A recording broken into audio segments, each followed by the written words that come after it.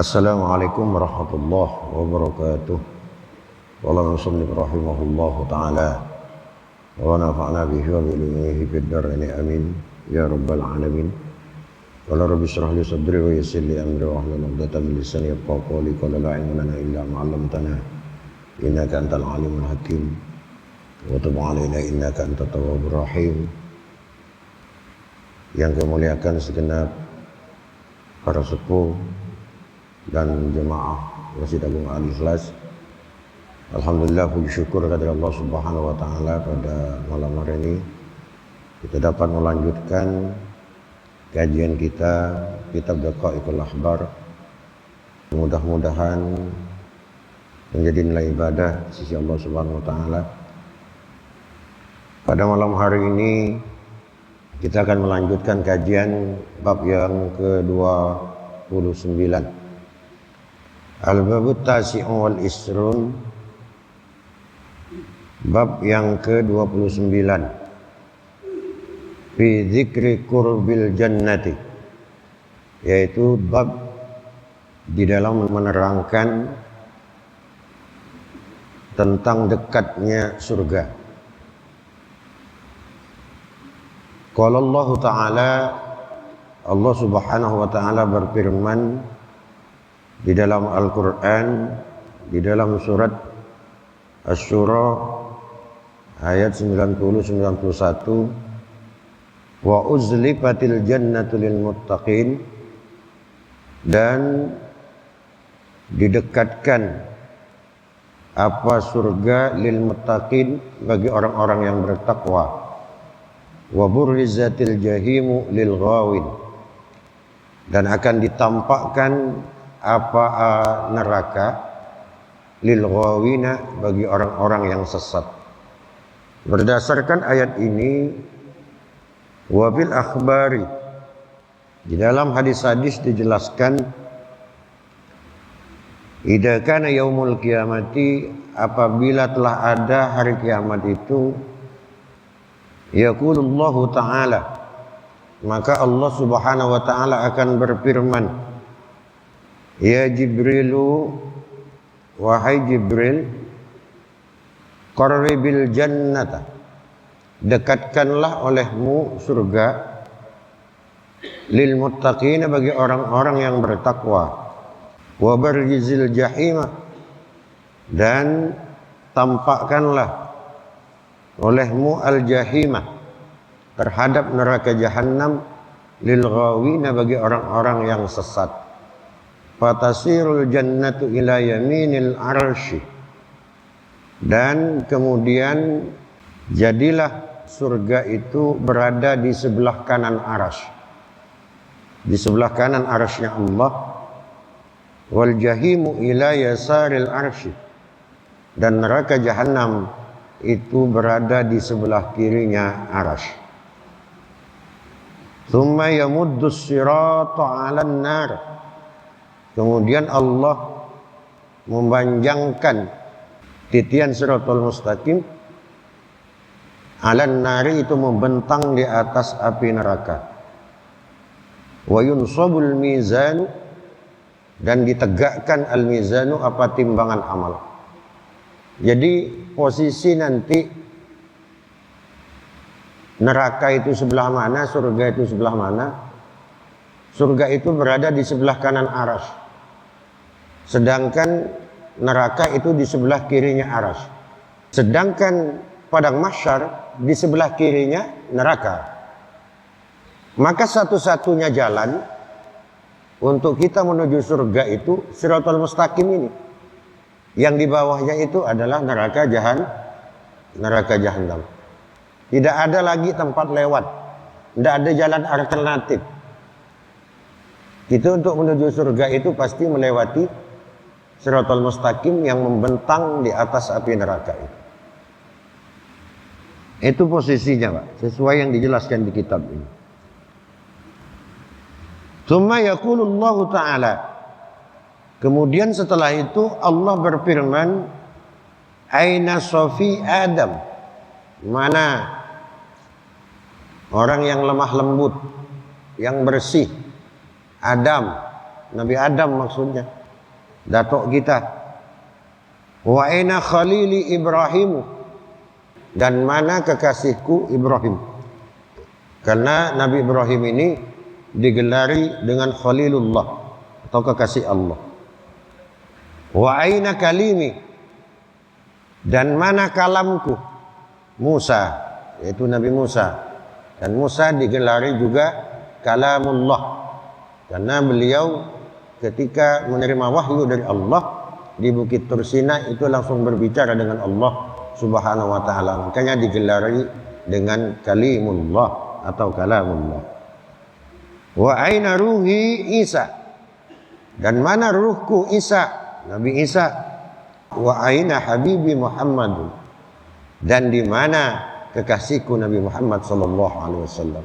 Jadi Al-Habib, Habibi itu termasuk gelarnya Rasulullah sallallahu alaihi wasallam. Setelah dipanggil itu semua nabi-nabi ini, kifu an yaminil mizani, kalian berdirilah berada di sebelah kanan timbangan mizan. Itu apa? Untuk menyaksikan umatnya ketika diadili gitu. Summa yaqulullahu ta'ala, kemudian Allah Subhanahu wa taala berfirman, ya ridwanu iftah abwabal jinani, bukalah olehmu pintu-pintu surga. Wa ya maliku, dan wahai malaikat malik, iftah, bukalah olehmu abwaban nirani, terhadap pintu-pintu neraka. Jadi ini di alinea pertama ini, bab ini menjelaskan kepada kita bahwasanya posisi surga itu ada di sebelah kanan arasy dan neraka itu di sebelah kiri arasy, sedangkan padang mahsyar itu berada di sebelah kirinya neraka. Nah, nanti kita lewat Siratal Mustaqim yang bentang di atas neraka jahanam itu untuk menuju surga Allah Subhanahu wa taala. Itu alinea selanjutnya. Setelah itu kemudian summa yaji'u malakur rahmati, kemudian akan datang malaikat rahmah, malaikat kasih sayang, bil hulali, dengan membawa perhiasan-perhiasan, aksesoris yang disiapkan untuk orang-orang, untuk membawa orang-orang yang ahli surga. Wa malakul azabi, ada juga malaikat azab, malaikat yang menyiksa. Apa yang dibawa? Bil aghlali was salasili was thawabi minal qatrani, yaitu membawa belenggu dan rantai-rantai, serta untuk balasan kepada orang yang sesat itu adalah cairan-cairan timah, yang tentunya cairan timah itu bukan cairan timah seperti di dunia. Di akhirat itu tidak ada bandingnya, karena siksaan begitu dahsyatnya di sana. Kemudian gimana?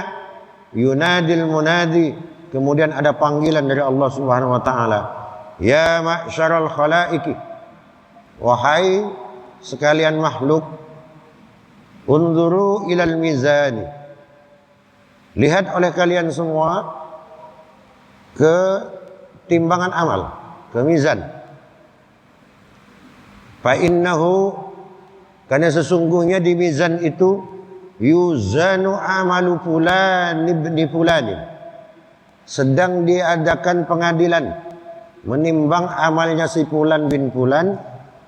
Ayo saksikan, kata Allah. Lihat tuh, semuanya nanti akan seperti itu, akan ditimbang semuanya. Di pertemuan sebelumnya pernah saya sampaikan, ada salah satu umat Rasulullah yang dosanya itu sebanyak 99 lembar, per lembarnya itu sejauh mata memandang, saking banyaknya dosanya. Tapi kemudian karena dia umatnya Rasulullah, kemudian dia diselamatkan oleh Allah. Karena apa? Karena ketika dia hidup ada amalan rutin, ada amalan istiqomah yang selalu dia baca setiap saat. Apa amalannya? La ilaha illallah Muhammadur Rasulullah. Ternyata lafaz la ilaha illallah ini itu lebih berat. Ketika tulisan itu diserahkan oleh malaikat kepada orang itu, ditaruh di sebelah kanan, timbangan sebelah kanan, dosa yang awalnya banyak ini, kemudian oleh la ilaha illallah tulisan ini kemudian dia berat ke kanan. Artinya apa? Zikir amalan ini nanti memberatkan timbangan ke kanan gitu. Maka Rasulullah menganjurkan kepada umatnya itu, kita disuruh banyak berzikir, berwirid la ilaha illallah Muhammadur Rasulullah. Kenapa? Karena itu adalah untuk selalu memperbaharui iman kita. Soalnya kita dalam sehari semalam kadang disengaja atau tak disengaja, terasa atau tak terasa, kadang-kadang kita itu melakukan dosa, syirik kepada Allah kadang. Maka iman harus selalu diperbaharui. Perbaharui terus imannya itu dengan la ilaha illallah Muhammadur Rasulullah sallallahu alaihi wasallam. Nah, jadi itu ditimbang oleh Allah Subhanahu wa taala nanti mana jeleknya, mana jahatnya. Mana yang lebih berat? Kalau berat ke kiri, gimana caranya berat ke kanan? Dicuci loh. Kalau saya punya piring di rumah, piring saya kotor karena bekas dipakai, tidak mungkin tanpa saya cuci kemudian masuk lemari, tidak mungkin, pasti cuci loh. Kalau hanya sekedar kotoran bekas nasi dengan ikan kering, mungkin dengan sabun biasa lepas loh, bersih. Tapi ada kadang noda yang bandel itu harus pakai bike clean, kalau perlu pakai sabun baju. Nah, begitulah perumpamaan manusia nanti. Ketika lebih banyak dosanya kayak apa sih? Kalau dosa yang ringan-ringan, ya siksanya ringan. Ya kalau berat, nanti pakai bike clean. Ibaratnya kalau di dunia, pakai sabun baju. Nah, setelah berat ke kanan, baru dimasukkan ke surga Allah Subhanahu wa ta'ala. Tsumma yunadil munadi, ya ahlal jannatil khuludi, bila mautin. Wahai ahli surga, wahai penduduk surga yang kekal, bila mautin, yang takkan pernah mati. Ya ahlan naril khuludi bila mautin, wahai ahli neraka yang akan kekal juga tidak akan pernah mati. Jadi nanti disitulah dipisahkan oleh Allah mana ahli surga, mana ahli neraka, dan semuanya akan kekal tak pernah mati lagi di akhirat nanti. Karena kehidupan kita itu memang yang abadi itu adalah di akhirat. Dunia diciptakan untuk manusia, tapi manusia diciptakan bukan untuk dunia. Tapi manusia diciptakan untuk di akhirat. Di dunia hanya tempat kita persinggahan sebentar saja. Wa qauluhu ta'ala, dan firman Allah Subhanahu wa ta'ala, wa anzirhum yaumal hasrati id qudiyal amru, dan berilah mereka peringatan tentang hari penyesalan, yaitu ketika perkara itu telah diputus oleh Allah Subhanahu wa ta'ala. Ini adalah sifat dasar manusia. Kita itu kadang selalu terlambat, selalu menyesal di kemudian. Di dalam ayat yang lain itu dijelaskan oleh Allah, wa anfiqu mimma razaqnakum min qabli ay ya'tiya ahadakumul maut fayaqula rabbi laula akhartani ila ajalin qarib fa asaddaqa wa akum minas sholihin. Kata Allah, wa anfiqu mimma razaqnakum, hei manusia, nafkahkanlah sebagian rizki yang telah diberikan kepadamu, min qabli ayyatiya ahadakumul maut, sebelum datang kepada salah satu di antara kalian apa kematian itu.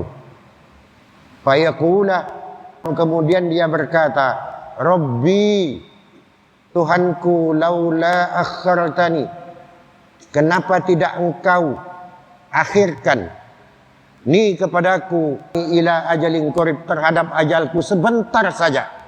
Fa asaddaq, maka aku akan bersedekah, wa aku minas sholihin, dan aku akan menjadi orang yang soleh. Seolah-olah Allah mengatakan gini, sidak, ketika kalian diberi kelebihan rezeki olehku, sebagian itu nafkahkan enggak? Nanti kita nyesal ya.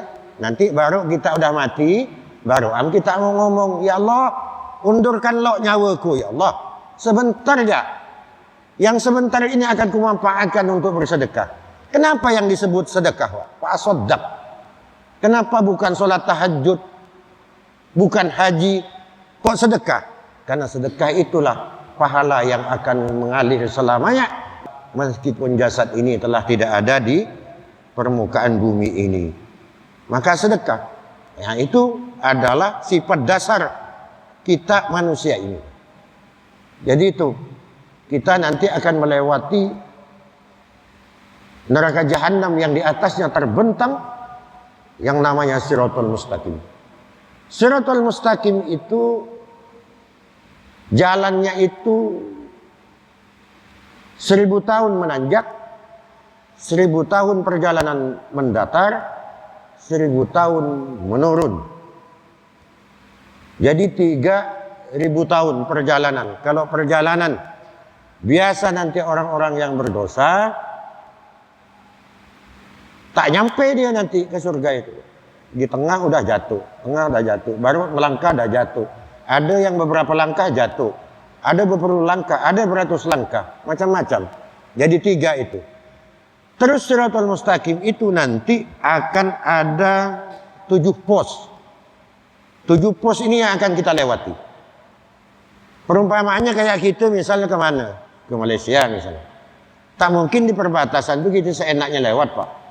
Pasti diperiksa dulu surat menyuratnya, visanya dan sebagainya. Ketika surat menyurat tidak lengkap, kita akan disuruh kembali. Nanti di Shiratal Mustaqim itu ada 7 pos ini yang akan kita lalui ini. Pos yang pertama yang dijelaskan di sini adalah pos yang pertama itu yang akan ditanya, yaitu tentang keimanan kita. Bagaimana kamu hidup di dunia? Apakah beriman kepada Allah? Apa menyembah Allah? Atau menyembah selain Allah? Itu nanti dipertanyakan. Baru di pos yang kedua nanti kita akan ditanya tentang sholat kita. Tentang sholat kita. Gimana sholat 5 waktumu? Dikerjakan apa tidak? Atau mungkin kau 5 waktu aktif dan berjemaah di masjid. Karena di riwayat lain nanti di antara selain yang akan saya jelaskan nanti di belakang ini, ada 7 golongan manusia nanti yang akan melewati Shiratal Mustaqim itu. Ada di antaranya itu adalah nanti yang seperti kalbarqil khatib, seperti petir menyambar, tiba-tiba nyampe di surga sudah. Di antaranya adalah diriwayatkan, dijelaskan di kitab Bukhari dan kitab Sahih Imam Muslim, termasuk yang akan melewati Shiratal Mustaqim seperti petir menyambar, satu kedipan langsung sampai, itu adalah orang yang istiqomah sholat berjemaah 5 waktu. Itu termasuk dijelaskan di situ, Pak. Jadi yang kedua itu ditanyakan sholatnya. Maka sholat itu harus tidak boleh ditinggal. Kalau ketinggalan kita sholat, ada waktu-waktunya kita mungkin tah dolok gi mudanya tak sholat, itu selama hidup wajib diganti, Pak. Berapa kira-kira utangnya? Lupa udah, Pak Ustaz. Saya nih berapa ribu kali saya tak sholat. Kira-kira, Pak, hitung berapa tahun kira-kira. Kalau sehari kan 5. Kalau setahun 365 hari. 365 hari kali 5. Kalau setahun. Kalau 2 tahun kalikan 2 lagi. Kalikan lagi. Tak mampu Pak Ustaz gantinya saya. Kalau sekaligus patah lutut saya udah lemah. Jangan sekaligus. Yang penting diganti. Selagi Anda masih hidup. Cara menggantinya untuk yang mudah gimana? Kalau kita merasa punya utang sholat, ganti 5 waktu, Pak. Ulama ada yang menganjurkan seperti itu. Contohnya tadi kita sholat maghrib. Salat maghrib yang adaan yang tadi itu. Kewajiban kita tadi. Kalau yang kodoan, kita yang dulu pernah tak salat, mau diganti maghribnya. Lepas salat adaan tadi itu, kemudian nanti setelah itu, berdiri lagi kita. Salat maghrib lagi, niatkan kodoan, mengganti salat yang pernah kita tinggalkan sebelumnya. Isaknya seperti itu, subuhnya seperti itu, zuhurnya seperti itu, asarnya juga seperti itu. Kalau terus menerus tak terasa nanti terbayar gitu semuanya. Terbayar. Kalau bisa sekaligus berapa ribu ganti itu. Kenapa? Karena itu hutang. Hutang tetap harus dibayar gitu Pak. Jadi yang ditanya adalah sholatnya. Kemudian di pos yang selanjutnya, yang ketiga dan seterusnya, yaitu akan ditanya tentang zakatnya. Terus ditanya juga tentang puasanya, ditanya juga tentang hajinya, ditanya tentang umrohnya, ditanya cara bersucinya. Gimana kau kalau kencing? Kalau buang air besar kau gimana? Kalau kencing adami kau main berkipas-kipas jak berdiri. Ada dicuci. Karena nanti dikubur. Riwayat yang sahih, Rasulullah ketika lewat dengan para sahabat, kemudian ketika lewat Rasulullah berhenti sejenak, ditanya oleh sahabat, apa ini ya Rasul? Kenapa berhenti? Ya, aku lagi sedang mendengarkan orang yang di dalam kubur ini sedang disiksa. Kenapa bisa disiksa Rasul? Karena dia ketika hidupnya, kalau kencing tidak dicuci, kencing udahlah berdiri, tak dicuci. Kenapa? Buat obat setan. Kata Rasulullah juga, setan itu ketika mendengar azan, dia akan lari tunggang langgang. Kalau ibarat kita itu patah tulang semuanya hancur lebur, tapi gampang obatnya. Obatnya apa? Obatnya adalah kalau ada orang berkencing berdiri, kemudian tak dicuci, itu tinggal dipoles mujarab langsung sembuh. Nah, itu obatnya. Berarti kita yang kencing tak bercuci, kencing berdiri, itu kita ngobati setan yang patah-patah. Setan yang patah-patah. Jadi kita gak yang azan yang membuat dia patah-patah, kita gak yang ngobati. Nah, kita juga yang ngobati. Jadi hal-hal kecil seperti itu, dosa-dosa kecil seperti itu tidak bisa kita entengkan, Pak. Jadi dalam bersucinya juga ditanyakan. Ada 7 nanti. Ada 7 golongan manusia. Ketika melewati Shiratal Mustaqim itu model-model cara lewatnya Nabi. Ada yang pertama itu adalah as-siddiqun, yaitu orang-orang yang siddiq, orang-orang yang jujur, tak pernah pembula. Di dunianya selalu jujur. Kalau A ya bilang A, kalau B ya bilang B. Itu as-siddiqun. Seperti apa orang as-siddiqun nanti ketika melewati Shiratal Mustaqim? Kal barqil khatib, seperti petir menyambar, langsung sampai dia. Dia orang jujur itu nanti pahalanya di akhirat ketika melewati Shiratal Mustaqim itu seperti petir menyambar, langsung menyampai. Yang kedua adalah al-alimun, yaitu orang alim alladzi ya'malu bi ilmihi bila riya'in. Yaitu orang alim, orang berilmu tentang agama. Katakanlah kalau istilah sekarang kiai, syekh, ustadz, dia amalkan ilmunya tapi tidak dengan dikomersilkan ataupun diriakkan.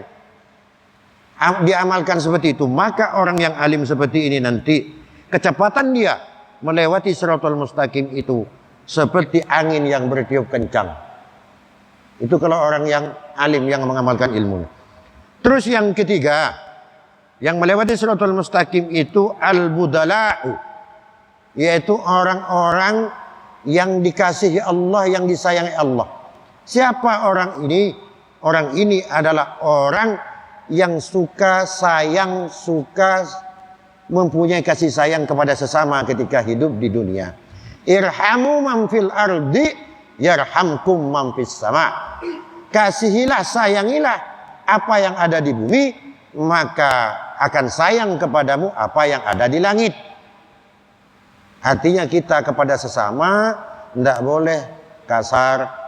Kita harus saling sayang menyayangi, hormat menghormati. Orang yang seperti ini nanti, golongan yang ketiga ini yang akan melewati Shiratal Mustaqim seperti at-tuyuru yatiru bil hawa. seperti burung yang terbang. Seperti burung terbang melewati Shiratal Mustaqim. Berarti dia tidak meniti di Shiratal Mustaqimnya, tapi di atasnya dia seperti burung terbang menuju surga Allah Subhanahu wa ta'ala. Mudah-mudahan kita paling tidak di sini lah Pak, gitu. Macam burung je lah. Tak usah petiram gitu, jauh gitu. Soalnya kita suka bulak Pak. Paling tidak macam burung je lah. Terus yang keempat, wasyuhada, yaitu orang-orang yang mati syahid berperang di jalan Allah, membela agama Allah. Seperti apa itu? Jadi dia seperti kecepatannya seperti orang berkuda ketika melewati Shiratal Mustaqim itu. Ada orang yang mati syahid ini, tapi sebelum dia mati syahid, dia ini membunuh orang Islam, malah pamannya Rasulullah. Nanti yang akan bawa bendera malah dia menuju surga itu. Bendera orang-orang yang mati syahid, dia komandannya. Siapa dia? Dia Wahsy namanya. Wahsy itu ketika perang Badar, dia pembunuh Sayyidina Hamzah paman Rasulullah. Karena waktu itu dia belum Islam, atas perintah Hindun. Hindun ini orang kafir, perintah ke Wahsy, Wahsy, kalau kamu di perang Badar nanti ketemu dengan Hamzah, pamannya Muhammad, kamu bunuh dia. Kalau sudah kamu bunuh, kamu robek perutnya, kamu ambil hatinya, kau serahkan kepadaku hatinya, kata Hindun kepada Wahsy ini. Betul dilakukan oleh Wahsy ini Pak, karena dia ini jago perang. Sayyidina Hamzah paman Rasulullah betul terbunuh di perang Badar. Kemudian dibelah oleh Wahsy ini, diambil hatinya, diserahkan ke Hindun. Oleh Hindun dimakan hatinya paman Rasulullah yang bernama Hamzah ini. Ini yang membunuh paman Rasulullah, Sayyidina Hamzah. Tapi kemudian ketika dia bersyahadat, beriman kepada Rasulullah, kemudian dia berperang lagi, membela Islam, memerangi orang kafir, dan dia juga gugur sebagai syahid. Ini nanti yang bawa bendera orang-orang yang mati syahid Pak. Membunuh paman Rasulullah, tapi dia akhirnya mati syahid. Itu artinya apa Pak? Yang terpenting itu kita ending akhirnya. Bagus dari awal sampai akhir. Tapi kalau tidak bisa seperti itu, yang terpenting di akhirnya, bukan di awal.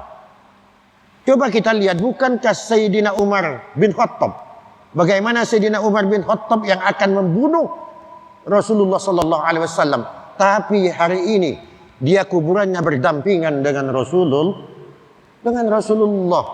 Jadi kita tuh yang penting husnul khotimahnya yang harus kita jaga Pak. Dari akhir ini kita, di masa akhir ini, dari sekarang sampai nanti kita meninggal, itu yang harus kita jaga betul-betul hati-hati. Boleh silakan dulu Anda bajingan, dulu Anda minum minuman keras, mabuk-mabukan, narkoba dan sebagainya, tidak sholat, tapi hari ini hentikan itu semua. Ayo kita pastikan bahwa kita itu adalah orang yang husnul khotimah. Itu yang syuhada. Yang kelima adalah al-hujjaj, yaitu orang yang haji mabrur, yang hajinya diterima oleh Allah. Tanda-tandanya apa? Pulang haji dia semakin baik dari sebelumnya ibadahnya, maksiatnya makin kurang. Itu haji mabrur namanya. Nanti di akhirat meniti Shiratal Mustaqim itu perjalanan dia 1 hari penuh. Jadi sehari berjalan melewat Shiratal Mustaqim itu. Yang orang haji ini yang kelima. Yang keenam yaitu al-muti'un, yaitu orang-orang yang taat kepada Allah Subhanahu wa taala. Dia tidak punya ilmu, memang orang bodoh, tidak alim dalam agama, tapi dia taat. Waktu sholat dia sholat, waktu puasa dia puasa. Ada pengajian dia datang dengarkan. Pokoknya orang taat. Kalau orang yang seperti ini gimana nanti melewati Shiratal Mustaqim itu? Dia akan berjalan di atas setitian Shiratal Mustaqim itu sebulan. Jadi sebulan dia berjalan, capek dia loh jalan. Umpamanya berjalan. Jadi jadwalnya kata kitab ini sebulan. Yang terakhir, yang ketujuh adalah al-asuna, yaitu orang yang ahli maksiat, ahli dosa. Orang ini nanti ketika melewati Shiratal Mustaqim itu dalam keadaan ketakutan, pokoknya ketakutan yang begitu dahsyat. Ketika dia melewati nanti tergantung dosanya orang yang ahli maksiat ini. Kalau dosanya tak begitu banyak, berjalan, ngesot, tahu jatuh. Nah, begitu Pak. Ada yang baru melangkah, langsung jatuh. Tergantung dosanya. Intinya orang yang dosa itu, yang banyak dosanya, dia tidak akan sampai ke surga yang di atasnya melewati Shiratal Mustaqim ini. Di ujung sana itu surga tak akan sampai dia sebelum dia nanti dibersihkan dulu oleh Allah dosa-dosanya itu. Itu kalau umatnya Rasulullah. Kalau orang kafir selamanya itu akan berada di neraka Allah Subhanahu wa taala. Jadi ini Bapak-bapak sekalian, penjelasan bab ke-29 ini yang disampaikan di dalam kitab Daqaiqul Ahbar ini, yaitu penjelasan tentang dekatnya surga ini. Bagaimana dekatnya itu seperti apa yang telah saya sampaikan ini. Demikian yang dapat saya sampaikan. Jika ada yang baik, itu semata dari Allah. Jika ada yang salah, itu semata dari kemudahan kami. Ihdinas siratal mustaqim. Allah yuwaffiquna wa yarda. Wallahu muwaffiq ila aqwamit thoriq. Wassalamualaikum warahmatullahi wabarakatuh.